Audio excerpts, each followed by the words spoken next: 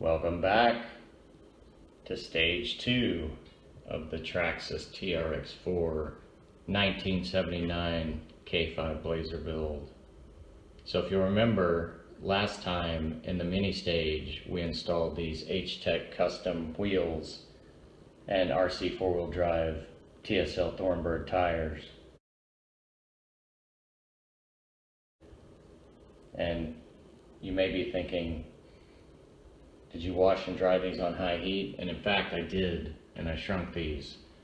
So these are now 1.7 TSL Thornbirds stretched on 1.9 rims. So these measure out to about 4.19 in height. They're still quite wide. They're not the 2 inches wide of the previous Thornbirds.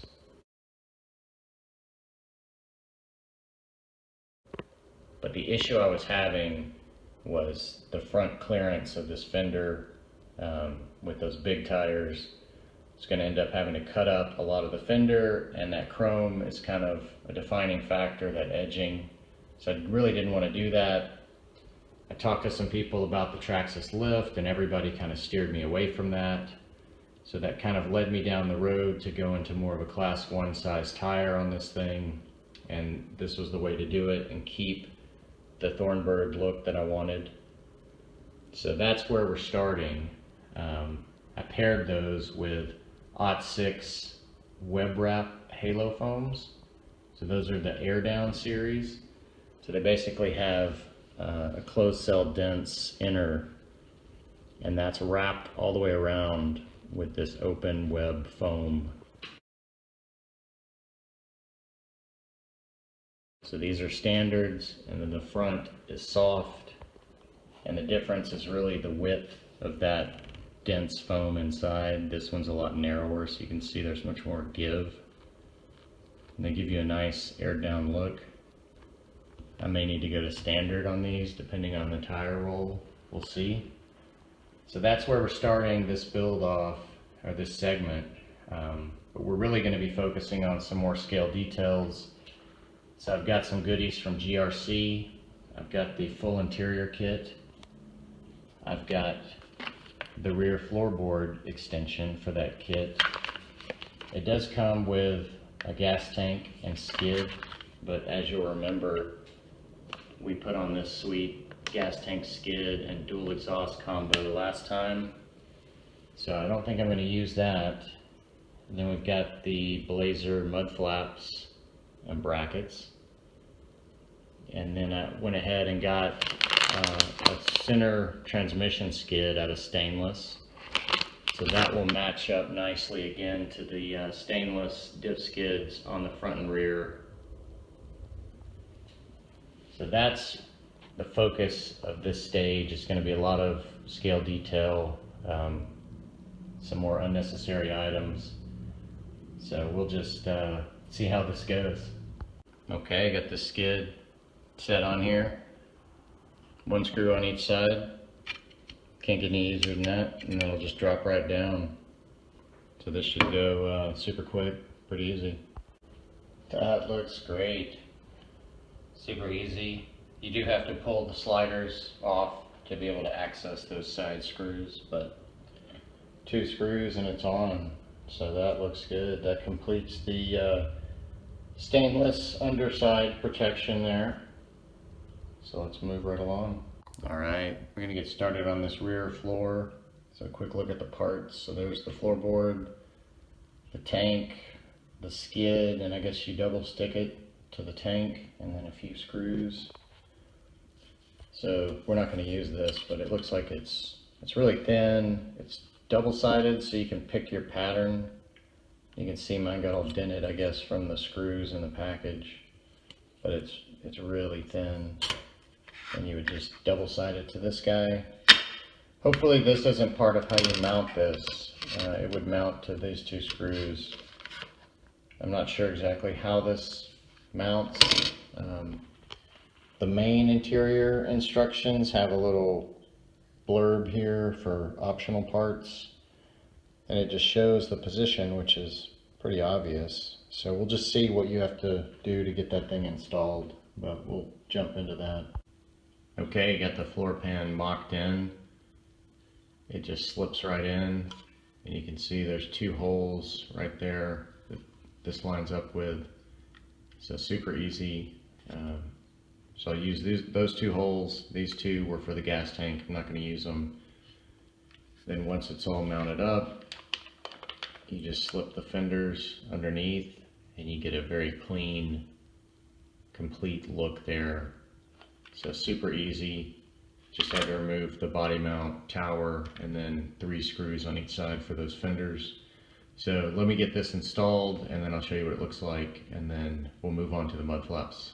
Got the fenders back installed.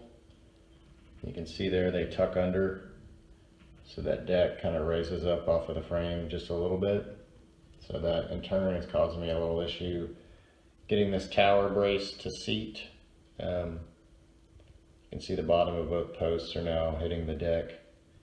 So I'm going to have to chop those off with a Dremel. Of course, I've got my tower lowered from the stock location because of the depth of both of these magnet pieces when the body's mounted.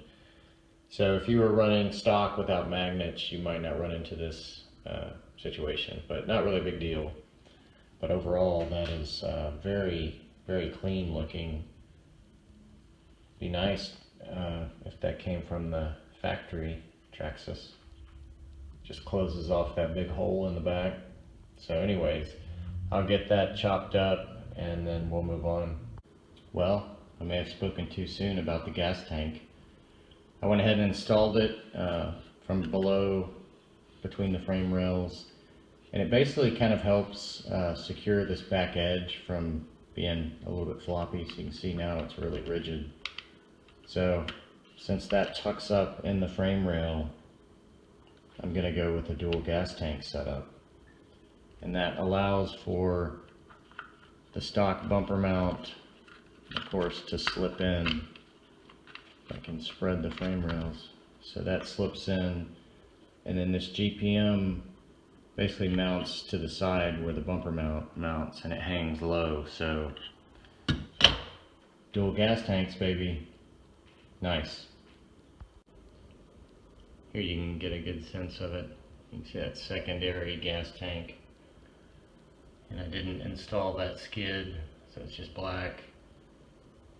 You can see kind of the whole underbelly of bling. I think we're about ready for some mud flaps. So I've got the rears and the rear brackets. So these will mount to the side of the frame where the bumper mounts at the rear. And then the fronts, they will actually slip over kind of the inner fender right where it breaks upwards, and then that's where those will mount. And hardware lock nuts. Very nice printing on this, and it's got a nice raised pattern on the inside. Very, very, very soft, flexible rubber, which is going to be what you want for mud flaps. So we'll get those on there and see what this thing looks like with some mud flaps. Quick sneak peek here. I got one installed. Looks super sweet. Got in the full outer position, and it's perfect for that tire. I did have to modify the bracket slightly, you can see right there, to fit over the exhaust pipe that's running down the side of the frame. So I just took out a little bit with a Dremel, but just wanted to test fit one on there. But man, that looks sweet. That looks awesome. So we get the rest of them on there. So all 4 mud flaps are on. Looking really, really good. Very happy with it. Something to note, if you notice below the Blazer text, the rear are longer than the front. So that's something to note. If you don't want to switch them out, I did on one side. I didn't really notice that until I got them on there. I was like, hey, these don't match. But overall, I think it looks great. So now looks like the only thing left is the interior. Ooh, now for the fun part. This is taking me back to my plastic model building days, my roots. So I've got all the parts laid out here, and this is a really nice matte finish. I was expecting this to be really glossy, but it's got a nice matte look to it, so that's nice. I'm not gonna shoot it with flat or paint it, I don't think. Of course, the floorboards, the armrests, and you've got various little shifters, little parts, the seats. Then you've got your gauges and clear pieces and decals. So that all should go together hopefully pretty easy. And this kit is set up to be able to use servos or a servo to make the steering wheel actually rotate. They give you pretty nice instructions. You even get a rear view mirror for your body.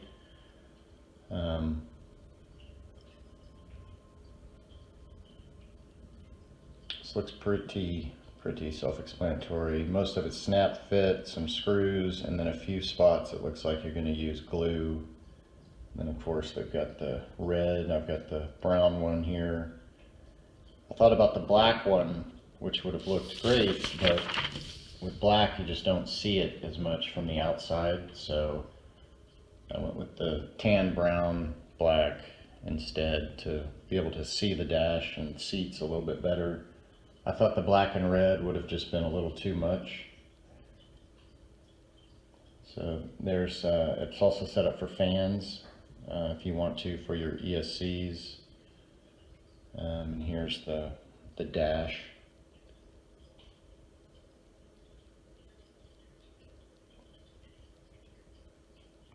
So anyways, I'm going to get to some assembly and we'll check in as we go. Well, it's progress, but it's a mess. I had to take out all the rear end here to work on getting this fitted.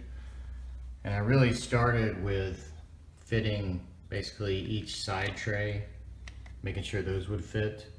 And of course I had to do some Dremel work here to account for the Pro Scale lighting system. So the plan was to have the interior install as typical and then the light module install after the fact. So you can see I've got the tray set in there and you can see it still mounts. I had to kind of sand down that mount a little so that tray would sit flush, but then the tray will sit on the posts and then the module I should be able to plug up and snake right in there and mount after the fact. And then I can snake this little rock light right through here and I'll be able to plug into the module there. And then I can put the fenders on. And then this piece, I really needed to do this last because it has some tabs and it tucks under here. And it doesn't line up perfectly, these two holes, almost, but you got to put some compression on it to get these screws in. So once I get this plugged up, I should get the fenders back on in that back end, and then of course I'll put the mud flaps back on, gas tank bumper, and then I'll do those seats last. Then the other thing I'm struggling with is the front mounted battery. You know, of course these instructions, they show you, you know, this wiring just folds flat right off of the receiver and tucks under there at that corner so nicely. Well, that's not reality. All that wiring comes straight up off the receiver and it's pretty stiff. So it took a little work to get that routed, the motor wires. I basically had to unplug everything. Let's see if I can get this unlocked one-handed. There we go. So there's your battery cover. So I've got this and I can snake it under the dash. I don't know if I can do it one-handed, but I can snake it up there. And then I've got to add this kind of Traxxas conversion plug here for my battery. So I may have to just clearance a little bit of the, maybe the front end of this. I don't know, it might can snake out right here in this opening. But that's what I'm looking at doing. So there may be a little bit of wire visible in here, but with the seats in and everything, I'm not gonna really notice it.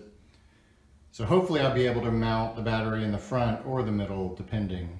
So that's kind of the progress, but the key thing was really getting this all dremeled out on this little pad here so I could fit that Pro scale. So I'll get it plugged up and assembled and show you the finished product. All right, a little progress here. Got this all plugged up and installed. So you have to kind of run this pigtail from this distribution block under the tray as you set that tray in there, and then kind of just leave this, distribution block loose, secure the tray down. Then I plugged this one in first to here, then I kind of had to angle it and plug the back link in, plug that in, then I could set it and mount it. And then I already had, the power wire from the ESC hanging out here, so I'll tuck that in. So that's nice. I can plug in from the top. This fender will go on next. This back tray is already secured in, so I can plug this up and remove it without taking out the interior. So sweet. So we'll get the seats in next, and we'll be pretty much done.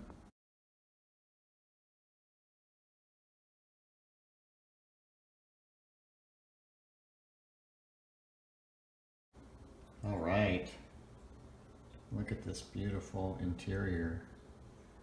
Rear floorboard, got the Pro scale lights in there, look like they're from the factory stock.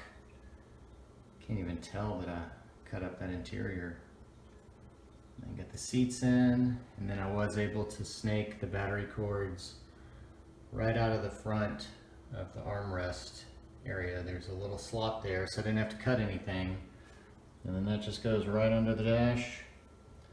And there's my battery adapter, and it perfectly works. So I can run a shorty pack, or I can use a longer battery kind of in the main tray here easily. I got the rear back on here, all the mud flaps and everything. So let me get the body on there, and then we'll turn on these lights, get them plugged in, and make sure the main lighting works. It's just that easy. One plug into the distribution block, to the body, and magnet mounts. So let me get two hands and pop this on there. Well, everything appears to be working. It was tricky getting this body back on. You really got to kind of start from the front, and the dash has two little kind of notches for the nuts that back up these windshield wipers on the inside. So you kind of have to tuck those kind of under and then lay the back down. So once I figured that out, it was a little easier to get it fitted.